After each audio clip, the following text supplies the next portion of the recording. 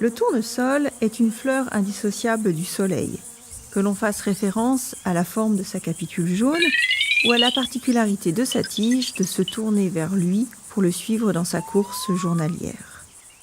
Les jeunes plants de tournesol s'orientent vers l'ouest au fur et à mesure de la progression du jour et se réorientent vers l'est chaque nuit, de sorte que, au petit matin, c'est vers le soleil levant que tous les bourgeons regardent. Il s'agit en fait de croissance des cellules de la tige encore immature des tournesols qui suit le mouvement du soleil.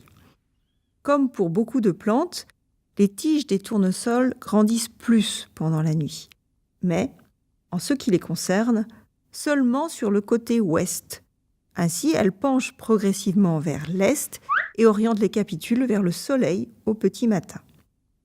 Durant le jour, ce sont les cellules placées du côté est qui s'allongent. Les tiges s'orientent donc peu à peu vers l'ouest.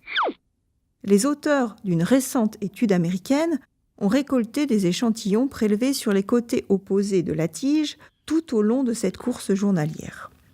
Ils ont mis en évidence certains gènes impliqués à la fois dans la synchronisation de la croissance et la réception du message lumineux. Ces gènes s'expriment en alternance dans les cellules d'une face et dans celles de l'autre. La régulation de la croissance du tournesol répond ainsi à deux stimuli. L'un interne, l'horloge de la plante, et l'autre externe, la lumière. Cette croissance alternée assure à la plante une optimisation de la visite des fleurs par les pollinisateurs.